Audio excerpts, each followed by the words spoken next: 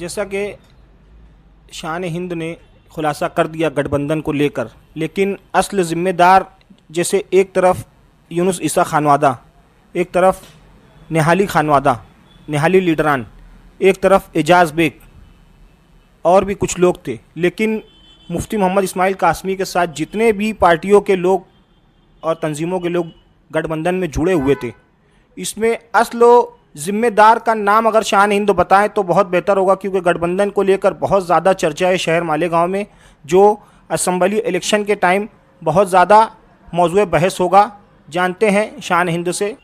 कल डॉक्टर खालिद परवेज़ ने अपने बयान में कहा कि धुलिया मालेगांव हल्के की जो पार्लियामेंट सीट है, यहाँ पर कांग्रेस से ज़्यादा इमाम की वोटें हैं, और इस बारे में आपका क्या इजहार ख्याल है?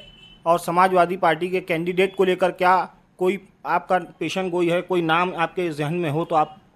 जैसा कि कुछ महीनों कबल समाजवादी पार्टी में शमूलियत के टाइम मुस्तकीम डिग्नेटी ने एक बात कही थी कि हमारी वोट 50,000 से ज़ायद हो चुकी है मालेगांव शहर के अंदर, और मुफ्ती मोहम्मद इस्माइल कासमी के बिल्कुल ख़ास अतहर हुसैन अशरफ़ी ने एक ऐसी लीडर का नाम से इनकी मिसाल दी थी, आयशा हकीम, जिनके बारे में हर कोई मीठे पानी को लेकर या जो भी मामला है उनके कामों को लेकर तारीफ़ करता है।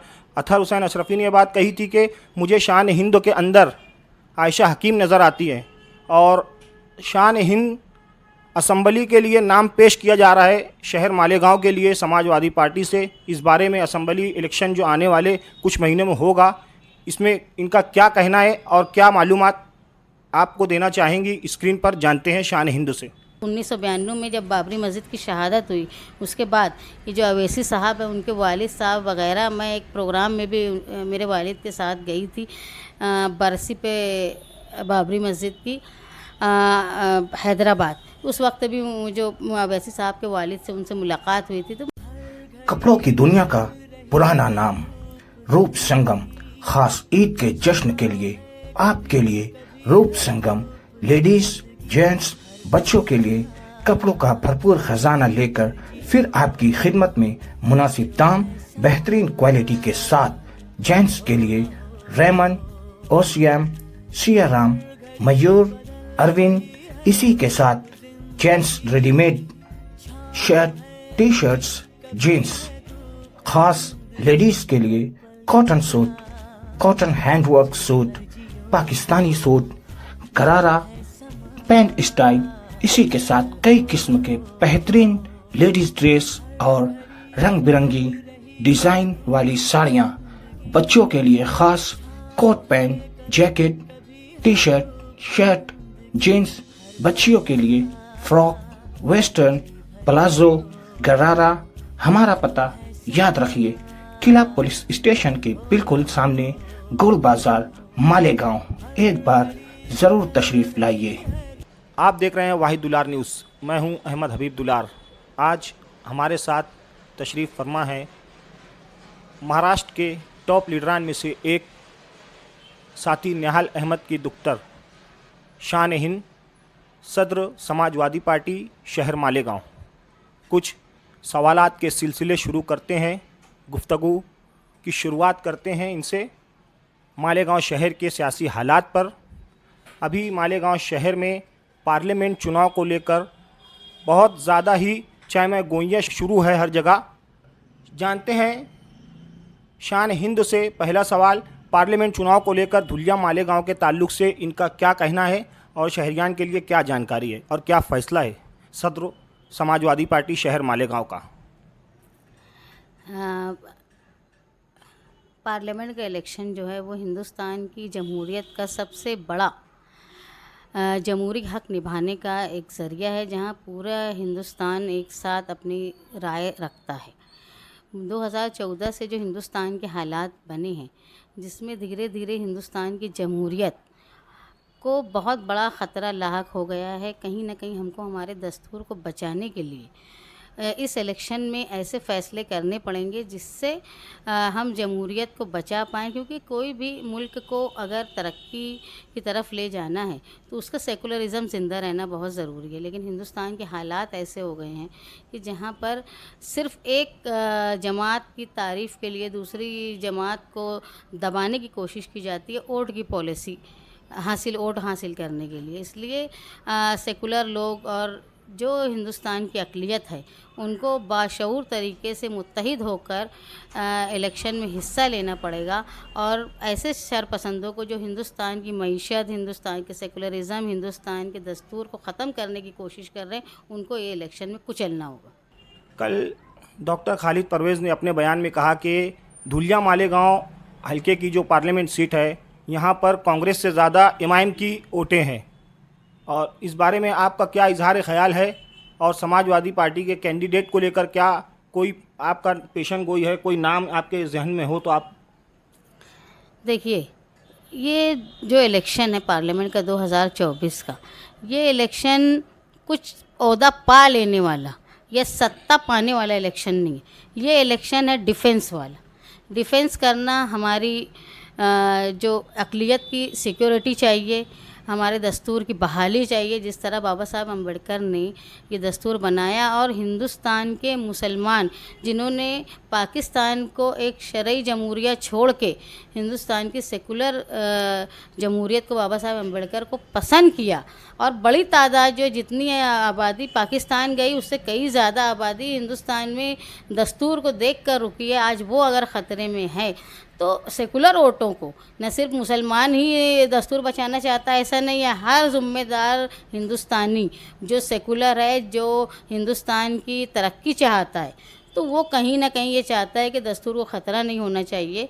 तो ऐसे वक्त में मैं पौधा पालूँ या हम मेरा उम्मीदवार चुन के आ जाए, ये अहमियत नहीं रखता। आज सबसे बड़ी अहमियत ये है कि हमको जहाँ दस्तूर को और अक़लियत के तहफ़्फ़ुज़ को जो ख़तरा पहुँचाने वाले हैं उनको ख़त्म करना।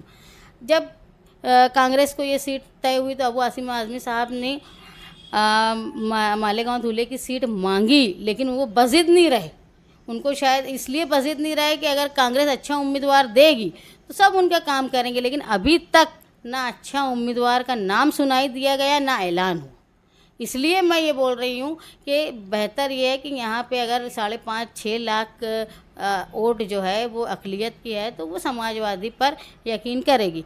और जो पार्लियामेंट का इलेक्शन है और असम्बली का इलेक्शन है, इसमें बहुत फ़र्क है। अगर असम्बली का इलेक्शन होता तो वहाँ पे कहीं ना कहीं लोकल मुद्दे रहते, लोकल उम्मीदवार की छवि रहती। मुझे नहीं लगता कि कोई गलती सेकुलर वोट अब करेगी। एक ही मोटिव है कि किसी भी तरह बीजेपी को सत्ता में आने से बचाना, उसको सत्ता में आने नहीं देना। इसलिए मुत्तहिद होकर एक तरफ वोट करेंगे। अगर वोट को डिवाइड करने का काम अगर कोई कर रहा है तो वो जाहिर सी बात है वो सेकुलरिज़म को ख़तरा पहुंचाने का काम कर रहा है। जैसा कि कुछ महीनों कबल समाजवादी पार्टी में शमूलियत के टाइम मुस्तकीम डिग्निटी ने एक बात कही थी कि हमारी वोट 50,000 से ज़ायद हो चुकी है मालेगांव शहर के अंदर, और मुफ्ती मोहम्मद इस्माइल कासमी के बिल्कुल ख़ास अतहर हुसैन अशरफ़ी ने एक ऐसी लीडर का नाम से इनकी मिसाल दी थी, आयशा हकीम, जिनके बारे में हर कोई मीठे पानी को लेकर या जो भी मामला है उनके कामों को लेकर तारीफ़ करता है। अतहर हुसैन अशरफ़ी ने यह बात कही थी कि मुझे शान हिंद के अंदर आयशा हकीम नज़र आती है, और शान हिंद असम्बली के लिए नाम पेश किया जा रहा है शहर मालेगांव के लिए समाजवादी पार्टी से। इस बारे में असम्बली इलेक्शन जो आने वाले कुछ महीनों में होगा, इसमें इनका क्या कहना है और क्या मालूमात आपको देना चाहेंगी, स्क्रीन पर जानते हैं शान हिंद से। असम्बली इलेक्शन जो साबका में हुआ उसमें मालेगांव शहर में जो बदउनवानी हो रही थी उसके ख़िलाफ़ मुत्तहिद होकर जो पिछला 2017 का कॉरपोरेशन का इलेक्शन हुआ, वहाँ हमारा मुफ्ती इस्माइल साहब से पैक्ट किया हम लोगों ने, और इस बुनियाद पर कि वो मालेगांव शहर में जो बदउनवानी हो रही है उसके ख़िलाफ़ एक मज़बूत ताकत बनकर सत्ता में आने से रोका जाए बदउनवानों को। इस पर हमारा पैक्ट हुआ। उसके बाद असेंबली का इलेक्शन आया। इत्तेफाक से इलेक्शन से चंद माह पहले ही बुलंद भाई का इंतकाल हुआ। उसके बावजूद भी हम लोगों ने अपने सारे दुख को, गम को बालाए ताक रख कर आखिरी बुलंद इकबाल के आखिरी वादा समझ के जनता दल के तमाम वर्करों ने अपनी, यानी शायद बुलंद भाई ज़िंदा होते तो वो इतनी मेहनत से काम नहीं करते जितनी मेहनत से उन्होंने मुफ्ती इस्माइल साहब का काम किया। और पूरा मैनेजमेंट जनता दल के लोगों ने संभाला। यहाँ तक के लोगों ने किसी तरह की डिमांड नहीं की। और अब जितना उनके वर्कर इलेक्शन को समझते थे या जितनी उन्होंने काम किया, उससे कई ज़्यादा काम जनता दल के लोगों ने किया। और अल्हम्दुलिल्लाह वो चुन कर आए। हमारे कुछ उन पे ऐसे हमने नुकात भी रखे थे कि वो चुन के आने के बाद उस पर काम करें।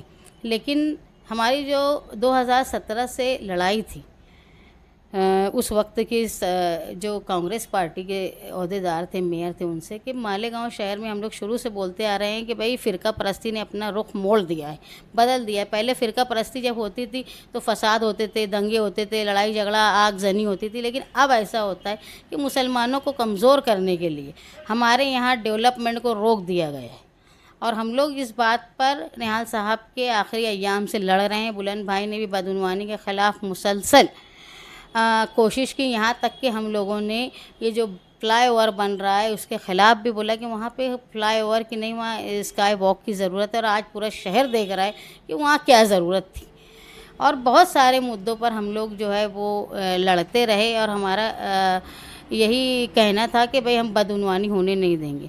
जिस पे हमसे मुफ्ती साहब ने वादा किया, वो असम्बली में आए। कुछ अय्याम जो है वो उनका कोविड के वक्त में गया। लेकिन जो उम्मीदें थी उनसे, ख़ास तौर पे ये कि कारपोरेशन में जो बदउनवानी हो रही है उसको रोकने में कोशिश करना, उसमें वो नाकाम रहे। ऐवान में जो आदमी होता है, ऐवान में पूरे शहर के मसाइल उठाए जाते हैं। मालेगांव शहर की रीढ़ की हड्डी जो है वो पावर लूम है, बुनकर लोग हैं।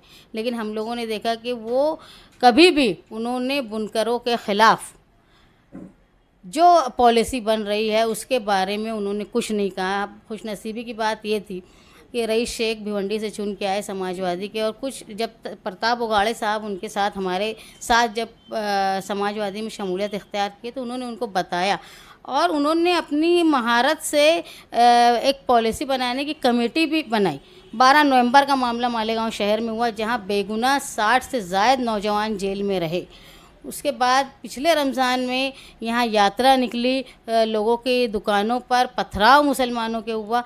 उसके बाद नारायण राणे के लड़के यहाँ आके बस्ती के बारे में बोलते रहे। उसके बाद उन्होंने मालेगांव शहर के लोगों को जिहादी और ये बोला कि वो लोग जो है यहाँ ट्रेनिंग लेते हैं और मुल्क को नुकसान पहुँचाने का काम कर रहे हैं। ये सब के बावजूद भी मुफ्ती इस्माइल साहब ने असम्बली में इन सारे मुद्दों पर कभी उन्होंने कुछ नहीं कहा, जो उम्मीदें थी। ऐवान में आदमी होता है, रोड पे बोलने वाली बातें अलग होती है, ऐवान में बोलने वाली बातें अलग, मानी जाती है या नहीं मानी जाती है, लेकिन वहाँ पे बोली गई बातें सरकारी रिकॉर्ड होती है, जिसको सिर्फ नेशनल मीडिया नहीं इंटरनेशनल मीडिया भी सुनता है। लेकिन हम लोग जो उम्मीद लगा के रखे थे, इन्होंने कभी भी मालेगांव शहर की आवाम के मामले में, ख़ास तौर पर अक़लियत के मामले में जो मशरक़ी हिस्से में आबाद हैं, हमारा 70% टैक्स कारपोरेशन को मालेगांव शहर का मशरक़ी हिस्सा देता है। लेकिन 20% काम भी यहाँ नहीं होता। 80% काम दादा भूसे उस तरफ करते हैं। हमारे पैक्ट की बुनियाद ये थी कि दादा भूसे की मुखालफत 2001 से हम देख रहे हैं कि जब मालेगांव शहर में फ़साद हुआ तो सबसे बड़ा फ़साद करवाने वालों में कौन था, ये सारा शहर जानता है। इसके बावजूद उनकी नज़दीकी ये हमारे लिए, मुझे लगता है कि ये मालेगांव शहर के लिए बहुत दुख की बात है। और ख़ास तौर पे जो लोग उम्मीदें लगा के रखे थे कि भाई मालेगांव शहर में कुछ काम होगा, बदउनवानी ख़त्म होगी, मालेगांव शहर के अगर पुलिस दादागिरी करती है उसके ख़िलाफ़ बोलने की एक ताकत होगी, 12 नवंबर के मामले में ऐवान में बोला जाएगा, जो गलत काम किया गया उसके ख़िलाफ़ बोला जाएगा। लेकिन ये सब में नुमाइंदगी उनकी ज़ीरो रही, जिस पे हम लोग बोलते हैं उनके दबदबे की कमी। आपके नाम का जो ऐलान किया जा रहा है असम्बली के लिए, इस पर आपकी क्या राय है, आप बताएंगे आवाम को? देखो, मालेगांव शहर में हम लोग देख रहे हैं 1999 के बाद से जो भी नुमाइंदे चुन के जा रहे हैं उन्होंने सिर्फ ज़ाती मुफाद के लिए मालेगांव शहर के लोगों का इस्तेमाल किया। इनका जब दिल होता है ये दादा भूसे से पैक्ट कर लेते हैं, जब दिल होता है उनके ख़िलाफ़ हो जाते हैं, जैसा जैसा खुद के फ़ायदे के लिए इस्तेमाल करते हैं। हम ही एक वाहिद लोग थे जिन्होंने कभी भी दादा भूसे के साथ रह के, क्योंकि साथी निहाल अहमद साहब का बोलना था कि वो बेहद शरपसंद है। अगर वो आज मिनिस्टर बन गए तो उनकी मेंटलिटी बदल गई, ऐसा नहीं। लेकिन उसको हम लोगों ने, ये जो मालेगांव शहर में हमारे टैक्सेस का गलत इस्तेमाल हो रहा था, आज आप देख रहे हैं शहर के किनारे ही नहीं, शहर के दरमियान में भी जो इलाका है वहाँ भी बुनियादी सहूलत की कमी है। आप देखेंगे कि रोड की कमी है, रोड अच्छे नहीं है, नल पाइपलाइन, शहर के दरमियान के जो पुराना शहर है वहाँ भी पाइपलाइन के मामलात में पानी सप्लाई नहीं पहुँचता। जब मालेगांव शहर में दाभाड़ी को पानी देने की बात हुई, ये दाभाड़ी को पानी देना मालेगांव के हक को मारा जा रहा था। उस वक्त साथी बुलंद इकबाल ने खड़े होकर कारपोरेशन मीटिंग हॉल में बोला था कि क्या मालेगांव शहर का वाटर सप्लाई कारपोरेशन का डिपार्टमेंट पूरे शहर को पानी देने के लिए काबिल है? क्या 100% लोगों को पानी दिया जा रहा है? तो बोले नहीं, हम लोग सिर्फ 60% लोगों को पानी दे पा रहे हैं। तो बुलंद भाई ने कहा था जब हम 100% पानी देने के लिए हमारे शहरियों के काबिल नहीं है तो हम किसी और को कैसे पानी देंगे। उस वक्त भी हमने मुखालफत की थी और आज तक हम जो है वो मुखालफत करते आ रहे हैं और हम लोग ये मुखालफत करते रहेंगे, क्योंकि साथी निहाल अहमद साहब ने 2002 में ही सोच लिया था कि मालेगांव शहर को पानी की किल्लत ना हो, इसलिए उन्होंने तलवाड़ा डैम की ऊंचाई बढ़ाने का काम किया और उसके ज़मीन खरीद के उसका अहाता बढ़वाया ताकि मुस्तकबिल में मालेगांव के शहरियान को पानी की किल्लत ना हो। और ये इतना बड़ा सौदा दादा भूसे के दबाव में कारपोरेशन में कांग्रेस ने किया, उसकी मुखालफत हम लोग करते आए, उस पर लड़ते आए और फिर मुफ्ती इस्माइल साहब का उनके साथ मिल जाना, मुझे लगता है मालेगांव शहर के शहरियों के साथ ये धोखा है। और दूसरी बात जो है, मुसलसल आप देख रहे हैं कि जब से मिनिस्टर बने हैं इनका, चाहे वो कश्मीर फाइल का मामला होता है, भगवा गमछा लगा के इनके लड़के जो है वो जाते हैं फिल्म देखने के लिए। वो क्या चाहते, यहाँ से जो हमेशा से जाने वाली जो यात्री थे वो हमेशा जो है वो मशरिक़ से मगरिब की तरफ जाते, लेकिन इन्होंने उनको रोक के रखा हाईवे पे और मगरिब से मशरिक़ की तरफ गए और वापस आए मशरिक़ से मगरिब की तरफ। मतलब उनकी नीयत थी कि अपना दबदबा बताना, यहाँ तक कि इतना उन्होंने डीजे बजाया कि कई मस्जिदों की तरावी में खलल हुआ। लेकिन मालेगांव शहर के शहरियान जो मुसलमान थे उन्होंने अमन का सबूत दिया और उन्होंने किसी तरह की, वो इसलिए दिया कि कुछ होगा तो पकड़े तो मुसलमान ही जाएंगे, और उसके बावजूद भी हमारी रहनुमाई, हमारा दबदबा इतना कमज़ोर है कि वो कभी हमारे लिए कुछ कर नहीं पाएंगे, क्योंकि कहीं ना कहीं उनको दादा भूसे से कुछ ना कुछ मफाद की उम्मीद है। दबदबा वापस लाने के लिए आप उम्मीदवारी करेंगे, उसका कोई ऐलान? देखिए, हम लोगों ने जब समाजवादी पार्टी में शमूलियत इख्तियार की, हमारा ये मानना है कि साथी निहाल अहमद साहब के दौर से मालेगांव शहर जो है पूरे हिंदुस्तान को एक तहरीक की राह देता है। मुझको अच्छी तरह याद है 1992 में जब बाबरी मस्जिद की शहादत हुई, उसके बाद ये जो अवैसी साहब है उनके वालिद साहब वगैरह, मैं एक प्रोग्राम में भी मेरे वालिद के साथ गई थी बरसी पे बाबरी मस्जिद की हैदराबाद। उस वक्त भी जो अवैसी साहब के वालिद से उनसे मुलाकात हुई थी, तो मालेगांव में साथी निहाल अहमद साहब से हिंदुस्तान भर के मुसलमान पूछा करते थे लीडरान के मालेगांव क्या कर रहा है, तो तहरीक का रुख देने का काम मालेगांव किया करता था। लेकिन अब ऐसा हाल हो गया है कि मालेगांव शहर का दबदबा ख़त्म हो गया। उस दबदबे को वापस लाने के लिए, निहाली सोच को वापस लाने के लिए, और जो मालेगांव शहर के मशरक़ी हिस्से के लोगों का हक है, बुनकरों का जो हक है, उनको मिलाने के लिए हम लोग बिल्कुल कोशिश करेंगे और इंशाअल्लाह असम्बली इलेक्शन में उम्मीदवारी करेंगे। आपने जो कहा कि आयशा हकीम की बात, आयशा हकीम साहब, अल्लाह ताला ने हर इंसान को एक अलग अलग सलाहियत दी है। वो बहुत तालीम याफ्ता थी, बहुत उस वक्त उन्होंने इतनी बड़ी हिम्मत की जिस वक्त औरतें हिम्मत नहीं किया करती थी, वो काबिल तारीफ़। मेरे वालिद को उन्होंने इलेक्शन हराया, लेकिन पूरी ज़िंदगी निहाल साहब ने उनकी बहुत इज़्ज़त की, इसलिए मैंने तो उनको कभी देखा नहीं, लेकिन मेरे वालिद से सुना, मैं उनकी बहुत इज़्ज़त करती हूँ। और अतर हुसैन अशरफी साहब ने अगर तारीफ़ की तो मैं उनका शुक्रिया अदा करती हूँ कि ज़र्रा नवाजी आप।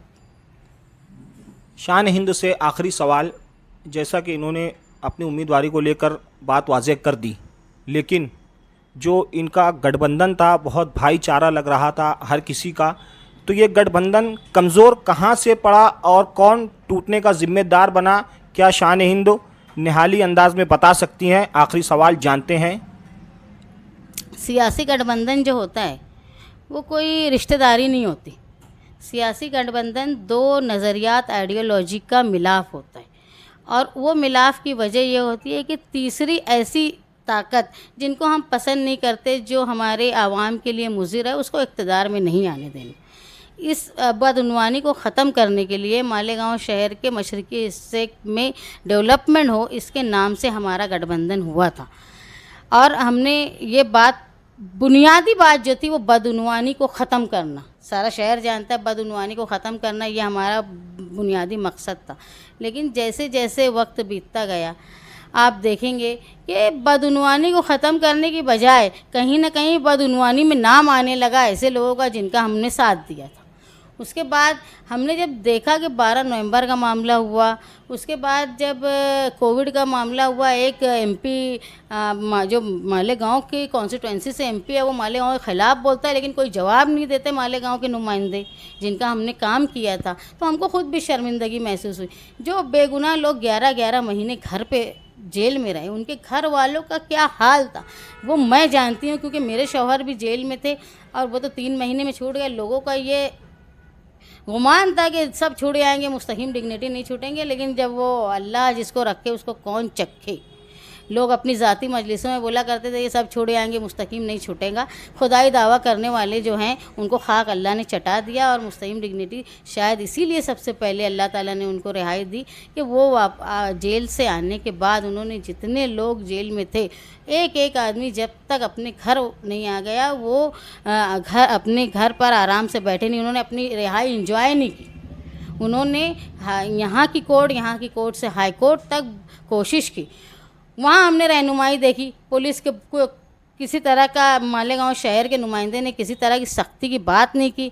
मालेगांव शहर में जब कोई बाहर का एमएलए आके बोल के चला जाता है उस पर कोई बात नहीं होती। मीडिया और यूट्यूब के सामने सब बातें की जाती। जहाँ तुमको भेजा गया है ओढ़ दे के ahवान में, वहाँ तुम वो नीतीश राणे के ख़िलाफ़ नहीं बोल पाते, तुम पावर बिजली की कंपनी के ख़िलाफ़ नहीं बोल पाते, तुम मालेगांव के बुनकर आज जो है वो यार्न महंगा हो गया है और कपड़ा सस्ता हो गया है। कहीं सिंडिकेट, आर्टिफिशियल सिंडिकेट बना के व्यापारी तय कर लेते हैं कि हमको इतनी ही कीमत में कपड़ा ख़रीदना है, और जो बुनकर है वो परेशान रहता है क्योंकि उसको जो है वो पगार करनी है, हर हफ्ता मज़दूरों को पैसा देना, तो वो नुकसान में अपना कपड़ा बेचता है। उसके लिए कोई पॉलिसी, इतनी बड़ी बुनकर बिरादरी से आने वाले नुमाइंदे की इतनी बड़ी कोताही, न सिर्फ उन्होंने शहर का दबदबा ख़त्म किया बल्कि शहर की माशी तरक्की में भी उन्होंने जो रुकावटें आ रही थी उसके ख़िलाफ़ कोई सवाल नहीं उठाया। उसके बाद जो दादा भूसे जिनके ख़िलाफ़ हमारा पैक्ट हुआ था, उनके साथ उनकी नज़दीकी, ये सब जो है वो एक सवाल उठाती है जिस पे लगता है कि हमारी नुमाइंदगी बहुत कमज़ोर है। कहीं ना कहीं निहाली सोच के साथ मालेगांव शहर की जो पहचान थी, मालेगांव शहर मतलब निहाल अहमद का शहर, हम लोग जो है वो सोच को वापस लाने की कोशिश करेंगे। हम लोग आवाम में जाएंगे। मेरी लोगों से, ख़ास तौर पे ख़वातीन से ये दरख्वास्त है कि आने वाले इलेक्शन में वो जिस तरह साथी निहाल अहमद साहब का साथ देते थे उसी तरह वो निहाली सोच के उम्मीदवार का साथ दें।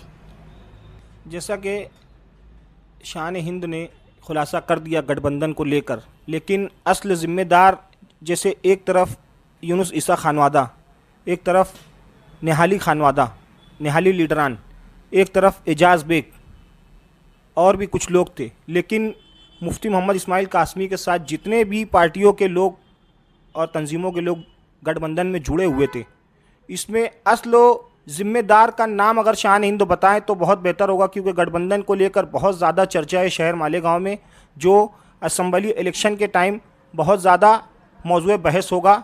जानते हैं शान हिंद से। आखिरी सवाल, कोई फ़र्द वाहिद की कोताही नहीं है। मैं आपको पहले ही बोली, दो गठबंधन, दो पार्टियों का गठबंधन, ये हम प्रिंसिपल, आइडियोलॉजी और सोच का गठबंधन होता है। हमारी सोच बदउनवानी के ख़िलाफ़ और मालेगांव शहर के मशरक़ी हिस्से की डेवलपमेंट और दबदबे को वापस लाने के लिए हुआ था। अगर जिस नुमाइंदे पर हमने भरोसा किया था, कि ये उम्मीद लगाई थी कि भाई वो मालेगांव शहर के दबदबे को वापस लाएंगे, वो मालेगांव शहर के मशरक़ी हिस्से के लोगों का तहफ़्फ़ुज़ करेंगे, वो मालेगांव शहर के मशरक़ी हिस्से के डेवलपमेंट करेंगे, वो मालेगांव शहर में जो बुनकर लोग हैं उनके लिए कोशिश करेंगे, क्योंकि बुनकर से ही जुड़ा पूरा मालेगांव, जहाँ मज़दूर हो, बुनकर हो, ट्रॉली, हम्माल, सब कारखाने से जुड़ा हुआ है। वहाँ उनकी रहनुमाई कमज़ोर रही, तो जहाँ हमारी सोच, हमारी आइडियोलॉजी बदल गई, वहाँ मामलात ख़त्म। कोई फ़र्द वाहिद का नाम नहीं ले सकते कि फ़ला फ़ला की वजह से हुआ। ये सोच ख़त्म हुई, उम्मीदें ख़त्म हुई, तो नाचाकी बढ़ गई। कपड़ों की दुनिया में एक पुराना और भरोसेमंद नाम, खान फैशन मॉल। हमारे यहाँ खास रमज़ानुल मुबारक में लेडीज़, जेंट्स और बच्चों के लिए 30% की छूट, हर तरह के उम्दा और बेहतरीन लिबास का खजाना जो आपको निहायत ही मुनासिब दामों में मिलेगा। 499 रुपए में कच्चा सूट, शर्ट पैंट, 1100 रुपए में branded dress, premium dress, imported fabrics में कुर्ता पजामा, जुब्बा, पठानी, शेरवानी, कोट पैंट, जोधपुरी, सदरी कुर्ता पजामा, नवाबी स्टिचिंग करके मिलेगा। Men's wear, ladies wear, kids where, सभी के लिए खास रमज़ान मुबारक में 30% की छूट। बच्चों के लिए हर तरह के उम्दा लिबास, लेडीज के लिए भी 30% छूट, बेहिसाब अनगिनत वैरायटी के साथ दस्तयाब। गरारा, शरारा, पाकिस्तानी लॉन्ग, गोल्ड और ख़ास लड़कों में, बच्चों बच्चियों में doll frock, coat pant, shirt, T shirt, jeans और फ्रॉक, तमाम आइटम दस्तयाब हैं। प्रोप्राइटर इरफान खान सिर्फ नाम नहीं, ब्रांड है। Khan fashion mall. हमारा पता जूना आज़ाद नगर पुलिस स्टेशन के पास, गांधी कपड़ा market road, Malegaon. Albaqi herbal clinic, ayurvedic दवाओं से इलाज। हमारे यहाँ बड़ी से बड़ी बीमारियों का इलाज, जैसा कि cancer, diabetes, blood pressure, thyroid, पथरी, जॉइंट पेन जैसी दीगर बीमारियों का इलाज आयुर्वेदिक दवाओं से किया जाता है। साथ ही अगर आपके बदन में और जोड़ों में किसी भी तरह का दर्द हो, दर्द नया हो या पुराने से पुराना, सिर्फ 10 दिनों में, जी हाँ, सिर्फ 10 दिनों में फिजियोथेरेपी के जरिए राहत, बेहतरीन इलाज, नशा जैसी लानत से 100% छुटकारे के लिए बेहतरीन इलाज, जैसे गुटखा, पान, तंबाकू, बीड़ी, सिगरेट, शराब, गांजा, कुत्ता गोली व दीगर नशे से 100% छुटकारे के लिए बेहतरीन दवाएं। Albaqi herbal clinic, proprietor doctor Rehan Ansari. हमारा पता जामतुस सालिहात के बिल्कुल सामने, कमाल कॉम्प्लेक्स, मालेगांव। एक बार जरूर तशरीफ लाएं। कई सालों से कामयाबी के साथ जारी न्यू हाशमी दूध डेयरी। हमारे यहाँ बेहतरीन क्वालिटी का दूध हमा वक्त मिलता है। इसी के साथ असली घी, कई किस्मों के ठंडे मशरूबात जैसे अमूल शेक, अमूल बटर, छाछ, दही, कई कंपनियों के बेहतरीन सोडे, साथ ही बिस्लैरी वगैरह मुनासिब दामों में दस्तयाब हैं। प्रोप्राइटर शहजाद हाशमी। हमारा पता याद रखिए, शौकत होटल के बिल्कुल सामने, मिस्री खां का बाड़ा, मालेगांव। एक बार ज़रूर तशरीफ़ लाइए।